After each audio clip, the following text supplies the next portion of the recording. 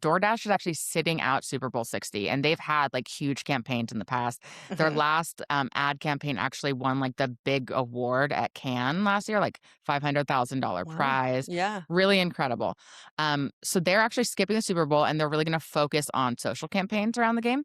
But their competitors, Uber Eats and Instacart, are running spots. So just thinking about Super Bowl ads cost $7 million for 30 seconds. But they're saying this is a very strategic pivot. It's not because they don't have the money. Mhm. And so how I'm thinking about this is people are like, ooh, does a Super Bowl ad still work? And that Mhm. debate is, I think, not the question anymore. Mhm. That's kind of how I'm pivoting this. And I've worked on a few Super Bowl campaigns, and I think that there's a chance for both of them to be successful, and there's also a chance for both of them to fail. And I think what the Mhm. Super Bowl advertisement does, it's a door opener.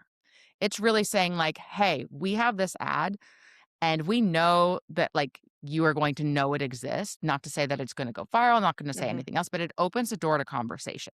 Those companies that are having Super Bowl ads, if they're leaving it at the ad, they're going to lose. Because Mhm. the real thing is here, it's a door opener that is going to allow them to have that second screen conversation. We all know, we just talked about it. Everyone is Mhm. on their phones. So how do you activate on your phones, on social media around that? And that's the only way to win. So what DoorDash is saying is like, we don't need that conversation starter. We don't need that door opening. We can just do it on social. And I'm really excited to see what they do, because they have to crush it if they want to They have any have to now. conversation. On the other end of that, like like Uber Eats and Instacart, if they don't also crush their social campaign, their second screen experience, they're also losing. They're losing that they have no ROI Mhm. on that ad. So I think that it's like the question is not, do you do a Super Bowl ad or not? It's a, how well do you do the integrated strategy? Yeah, I think that makes sense. Honestly, I can't remember a DoorDash commercial. Well, Um, it was with Nate I forget his Bargatze. last. Yeah, Yeah, it was yeah. hilarious. That's And the funny, yeah. year before, actually, they did actually a really incredible, um, campaign where they delivered all the products that were, advertised, during the Super Bowl. So they Interesting, showcased that they yeah. could deliver anything. So they've been right on so far. Yeah. I'm excited to see how they're gonna break through and have without that conversation starter. Yeah, yeah, yeah. Yeah, so, while I don't remember the DoorDash ones, I do remember the Uber Eats one, and it's Oof. not necessarily because it played on the Super Bowl, but because of their social strategy afterwards, right? Of, like, how it was getting around, what people were talking about, how it ended up in the press, right? It really shows your point that it's not Yeah. enough to just do the ad. Now you have to definitely make sure to do, like, the rest of it. I think it's easier, for Uber Eats, because it Mhm. has Uber, and like they've already kind of set up their social spaces like well enough to have like those communities already built up. We were talking Yeah. with Christina last time that like we just kind of want to see the Clydesdales again this year because it's like bring us back those like the nostalgia, the like happiness, the joy, and like those horse commercials just always do like really I well, was The ad that really, like, always, I don't remember the ad of Hmm. what I think is the best Super Bowl ad in the Hmm. last few years. I don't remember the ad. I remember the surround sound. I remember the ecosystem of content, and that was CeraVe with Michael Cera. Yeah, He yeah, yeah, started yeah. hinting beforehand. He, like, Yeah. started talking to influencers about it. He started, Uh-huh. like, I don't remember the actual ad, but I remember the whole experience Yeah. around it, the full integrated campaign, Hmm. how they were, like, teasing it. They were using Dumois to, like, tease, like, Hmm. "Michael Cera's seen with a bottle of lotion. What's he doing?" And, like, things along those lines, and I think that, like, we all as brands are like, that is the ultimate because it was an extension. It was the Hmm. drum beat was as big as the ad. The drum beat Hmm. was bigger than the ad. We were all like, "Holy Oh shit, yeah. this is incredible." And, last year, actually, Instacart was working on this too. They took some of the playbook and they, like, were showcasing things, like, random things on Demois. Demois is, Uh-huh. like, the choice. Even this year, it's a partnership that I saw between Elf Cosmetics and, what's the water death what's it called? Liquid Death, Oh, Liquid Death, yeah. and they showed, Mhm. like, Nina Dobrev or I can't say her last name, Dobrev, yeah. at a cafe with, like, the Liquid Death mascot, and we know now, like I feel like this has been played out a little bit, but it's Mm, like, that was a spotting on Demois, and now you're gonna mhm, see them in the ad together with that partnership, and so, I think that there's just, like I think that CeraVe did it best. I think that actually, mhm, if I look back, there is some really positive things that Instacart did. I think now they're kind of doing the same playbook, but, like, thinking about again, it's the surround sound, it's the ecosystem of mhm. your marketing. It's not the single ad. If you're planning on the single ad making the splash, you're failing. Yeah. Yeah, to add on to what you're saying there, I think, it's also not about just copying a playbook, you have to make it fit to, like, what Mhm. works for you, and usually the first brand to do something is always gonna get the most attention because 'cause they're the ones that, like, came up with the Yeah. concepts, came up with, like, the idea, so it isn't surprising to me that the CeraVe is the one that kinda, like, sticks out to you the most of, like, what they did in totality. But now that we have these other brands also doing like the same thing, and I'm sure actually that they're not the only ones. These are just the ones that have come across because either Mhm. the brands or Yeah. they had a They big hit enough star to me. get across. Exactly. I don't know if Michael Um, Cera is, like, the biggest star, but, like, it was, no, like, no, but it was I because he found was it first, entertaining. Yeah. right? It was because he was first.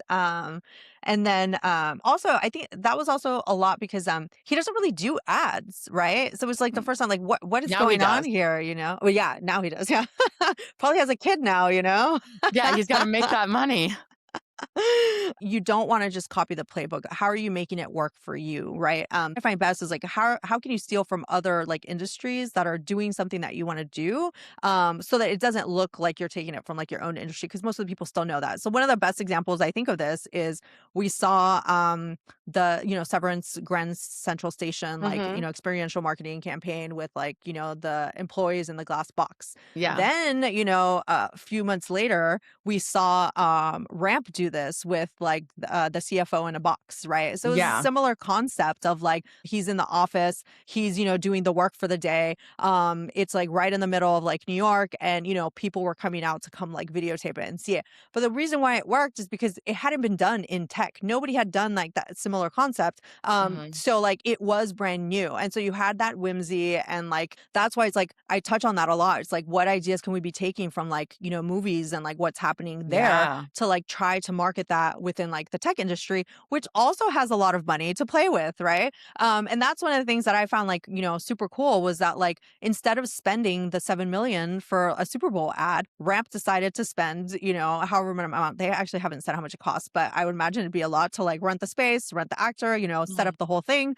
And then a Definitely not similar a play, $7,000,000. not 7 million, of course, but using that instead. And then they end up getting, buzz from that because it Mhm. was so different and new, right? And similar thing happened with Stripe, where it's like, oh, how do we make it about us and like what we do, but integrate all these like other brands and make it have that whimsy and have that uniqueness, right? So they made it work for them. And so those are the things that like as companies I always advise, and why I like work on this podcast is like here are like all these lessons you could be learning of ideas that like people are doing. And I think DoorDash is the first one to say, hey, we're not doing the Super Bowl ad this time. They didn't have to say anything, right? They're using this as a marketing opportunity, Yeah. is to say, hey, this year we're opting out. We're just going to do this like social thing. It has nothing to do budget wise. Clearly we're They're doing probably still well. spending money on influencers. Exactly, Let's be right? honest. um I give them all but my like money, so yeah. yeah, yeah, yeah. So like, we're opting out and we're doing this instead. And I think that was a really smart play because it's like they wouldn't have gotten as much attention if they had just not shown up and just done the social campaign itself, which they were going to do anyway. But now they've made the narrative of like, we're opting out of the Super Bowl. We don't think This was it's a as important. strategic choice. Exactly. It's a strategic choice.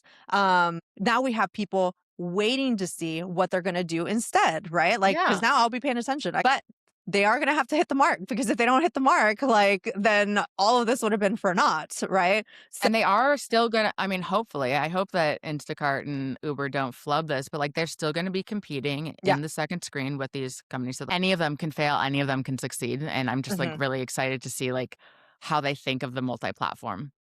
Yeah. Yeah. Yeah. For sure. Well, cool. Do you want to do a couple of your lessons? Yeah, so I think that my biggest lesson is Super Bowl ads are door openers. They're not the destination. I think that that's just like something that's like it's a starter, it's a conversation starter that you can then bring to the second screen, which is where people really are. And then integrated strategies, beat isolated tactics. I mean, this is my through line through everything that I've been talking about is having these multi touch points really uh, allows you to touch people where they are, express like have create community, create conversation. And then I think the other one is like DoorDash has to crush it. Like, there's no room because their category is in there. Their competitors are very specifically showing up, and they can't lose to them, so they have to nail it. Yeah, definitely.